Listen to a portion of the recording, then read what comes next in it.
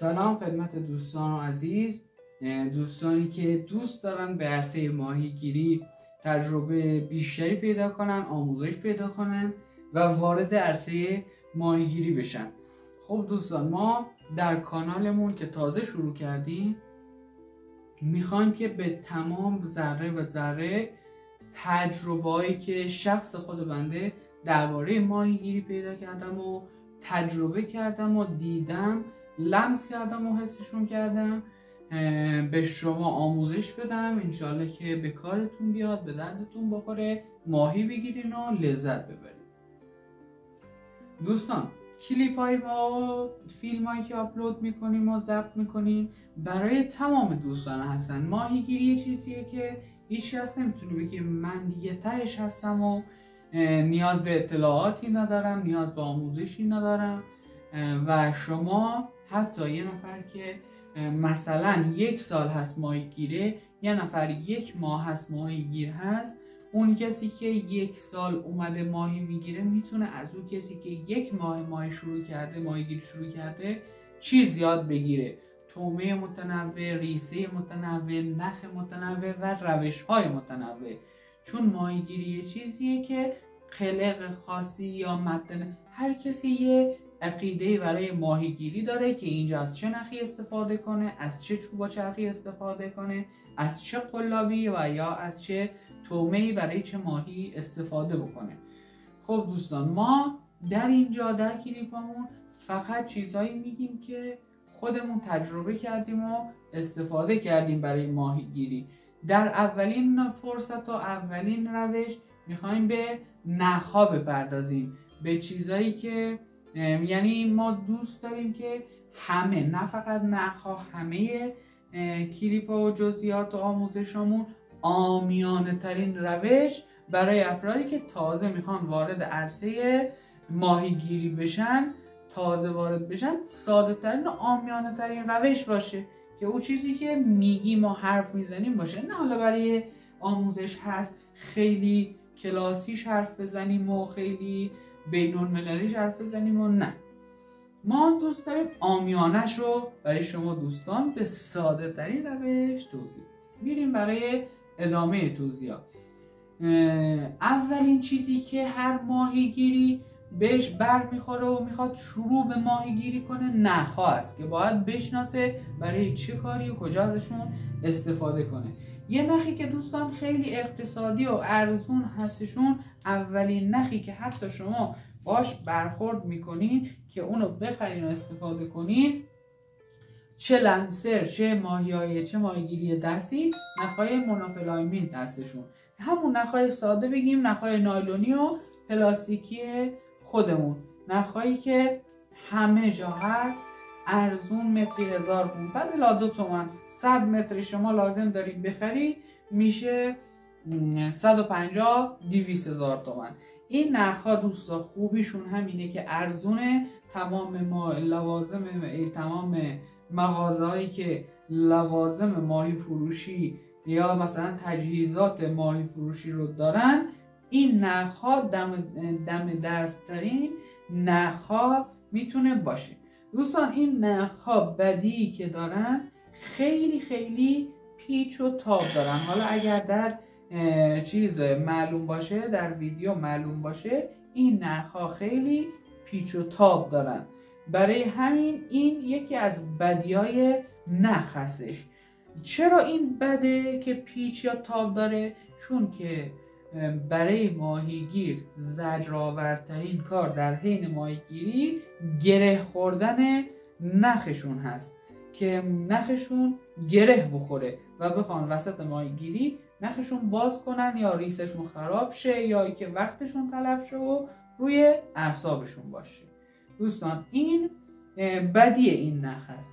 و یکی از بدیهای دیگه دوستان، این نخها دوام آنچنانی که شما بگید وقتی ماهی سایز میزنی بکشین بالا فلان باشه، نه، اینا مثلا نخ 70 کیلوی خودش رو داره یا نخ 40 میگه که با این قد کیلو، یا نخ 50. مثلا نخی که من الان دستمه نخ 60 هستش که حدودا ماهی 30 کیلویی میتونه باش بکشی بالا، یا نخ مثلا یا ماهی 25 کیلو 30 کیلو 20 کیلو رو با اون بکشی بالا. بعد دوستان این نخ ها از سایز 30 به بعد برای ماهیگیری استفاده میشن، از 30 تا 50 برای لنسر استفاده میشن و از 60 تا سایز 90 برای 90 کمتر تا سایز 80 برای پرتابای دستی استفاده میشن. و خیلی از دوستان که آموزش گذاشتن برای این چیزا، برای این نخا که این نخا ماهی نمیشه بگیری، اصلا ماهی نیست و فلان نیست و از این حرفا. نه دوستان، ما در شهرمون و در اطراف ما از دوستانمون حتی خود بنده هستیم که با این نخا سایز 90 سایز 80 سایز 60 رنگ آبی رنگ سفید رنگ سبز همه اینا ماهی گرفتیم و حتی ماهی 4 کیلویی 5 کیلویی 6 کیلویی همه جور سایزی هم زدن. و حتی طرف میگه که نه یه دونه ماهی شانسی بوده، نه اینجور هم نبوده. ما حتی ویدیوش و عکساش هم داریم که همشون با قلابای دستی گرفتیم که شبی مثلا 20 تا ماهی 10 تا ماهی 15 تا ماهی با همین نخا هم شب و هم روز ماهی گرفتیم. پس دوستان نخ مهمه، نخ مهم هست، ولی اما چه جایی و چه موقعی و چه جوری استفاده کنید. مثلا شما بیاین نخ 30 با دست پرتاب کنید اصلا به کارتون نمیاد، یا اینکه برعکسش بیاین نخ 70 رو برای لنسر استفاده کنید اصلا به کارتون نمیاد. چرا؟ چون با لنسر پرتاب بلند نمیشه کرد و یا نخ 30 با دست پرتاب بلند نمیشه کرد. این تا اینجا برای دوستان از نخ نایلونی. یه نخ دیگه داریم دوستان که تقریبا وقتی میبینی هیچ فرقی با این نمیکنه اگر تجربه کافی نداشته باشی، نخهای فلورکربن هستن. نخهای فلورکربن گرونترین نخ در بازار و اینکه گرونترین از بدیاش اینه که خیلی گرون هستن این نخها و دیگه واقعا طبق تجربه من بدی دیگه این نخ نداره. یعنی این نخها چون که گرون هستن شما در بازار متراژ پایین تری پیدا میکنی، یعنی اینکه مثلا شما نمیتونی، یا من که تا الان ندیدم مثلا از نخ فلورکربن بتونی 100 متر رو یه جا پیدا کنی یا 200 متر رو یه جا پیدا کنی برای استفاده، چون گرون هستن. مثلا اگر باشه 100 متر از این نخ میشه 1,000,000 تومان، 1,200,000 از این نخ متری 10 الی 12 تومان یا 9 تومان هستش. دوستان ویژگی این نخ اینه که نایلونی به همین قدر لختی، به همین قدر راحتی و به همین قدر اصلا هیچ ایرادی نمیشه از این نخ پیدا کرد. و دوستان یه فرقی که با نخ نایلونی قبلی داره، اون نخا وقتی که یه ماهی سایز میزنه حالت ارتجاعی داره، حالت ژله مانند داره که کش میاد، ولی این نخهای فلورکربن اصلا به این حالت نیستن و کش نمیان و اون کش اومدن باعث میشه که قلاب دهن ماهی در بیاد و این بدیا هم داره اون نخ مونوفلامین یا نخ نایلونی قبلی. و خصوصا این نخهای فلورکربن فقط برای بافت و درست کردن ریسه برای قلابا استفاده میشن که سایز 10 15 20 25 متر در مغازه ها عرضه میشن و خیلی هم گرون هستن دوستان.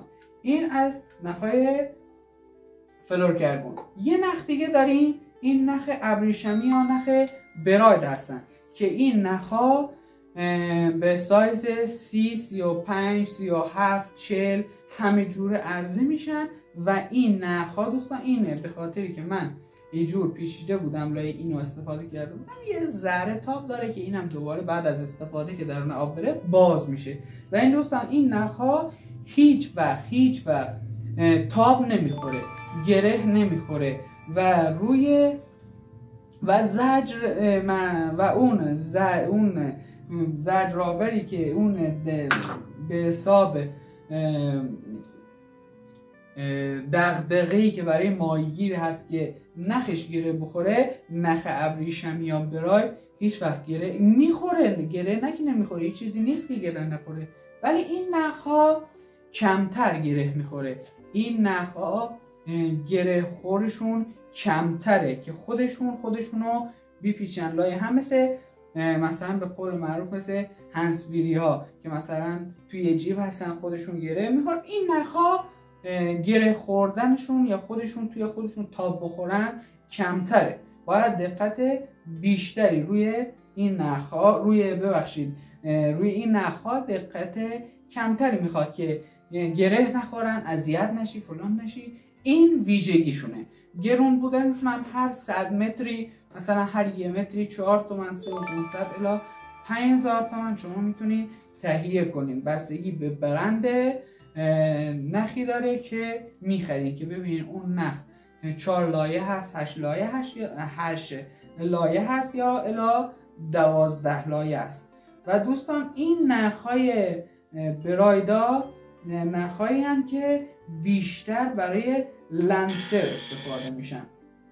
حالا دوستان شاید سوال بشه که خب این تکمیلش کنیم آموزشمون که این نخ‌ها برای لنسر استفاده میشن بیشتر از سایز 30 35 40 45 50 به مرور کمتر، ولی از بین 30 الی 40 45 نخ‌هایی هستن که به رایج خیلی زیاد برای لنسرها استفاده میشن، برای پرتابای دور. و دوستان این نخ‌ها یه ویژگی خیلی خوب که داره که شاید نگفته باشم نسبت به نخ‌های فلورکربن و نایلونی آلوینا، این نخ‌ها خیلی مقاومت بالا. خیلی مثلا نخ 30 شما میتونید 2 برابر مثلا تا 70 کیلو تا 60 کیلو ماهی رو باش بکشین بالا، یعنی 2 برابر سایز، 2 برابر حجم‌دهی نخ نایلونی. این ویژگی خیلی خوبیه، قیمتشون هم مناسبه. فقط یه توضیح دیگه درباره نخ‌ها میمونه که اونم دوستان نخ نایلونی که گفتم از 30 تا 40 اینا برای لنسر استفاده میشه. نخ برایدها برای پرتاب دستی من ندیدم که استفاده بشه برای پرتاب دستی. فقط این نخ‌ها سایز کوچکترشون که همین 30 و 40 و اینا میشه، 35 و 40 میشه، برای پرتاب لنسر استفاده میشه.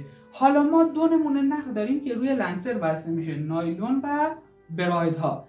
نخ‌های برایدها برای پرتاب بلندتر و نخ‌های نایلونی برای پرتاب کوتاه‌تر استفاده میشه. یعنی پس کسی برای پرتاب بلند باید از نخ 30 الی 40 براید استفاده کنید و با چوب و چرخ محکمتر که در آینده به اینم میپردازیم. خب دوستان این توضیح کامل تجربه بنده از نخ‌ها و طرز استفادهشون که از دستی از چه سایزی، از چوب و چرخ برای لنسر چه سایزی و کجا و چجوری ازشون استفاده کنیم. و این نخ‌های فلوریکربن که یه چیزی شاید بهش دقت نکردیم، اینا برای تمام و هر گونه ریسه‌ای که برای ماهیگیری میخواین استفاده کنین باید از اون 2 نخ برای پرتاب استفاده بشه و از این نخ برای بافت و یا ساخت ریسه ماهیگیری و کپورگیری و همه این چیزا دوستان. چون که این نخ‌ها خیلی لخت هستن و به هم گره اصلا نمیخورن، این نخ‌های فلورکربن. پس این نخ‌های اول و دوم ما که میشه نایلونی، هم مونوفلایمنت که برای با ابریشمی برای پرتاب، یعنی مثلا 100 متر و 90 متر بخرید برای پرتابتون و هر چقدر لازم دارین نخ، و نخ‌های فلورکربن بخرید برای ساخت و بافت قلاب و ریسایی که لازم دارین. این تجربه بنده است. شما هرچی که وارد ماهیگیری بشین فقط لازمه بدونین که نخای نایلونی چجوری ابریشمی دیگه، حالا اون سلیقه خودتونه که چجوری میبافین و همه این چیزا. تجربه بنده اینایی بود که براتون از نخ توضیح دادم. انشالله که شاد باشین، پیروز باشین، ما را حمایت کنین، سابسکرایب کنین، زنگوله هم فعال کنین تا آموزش های بعدی ما از دست ندید.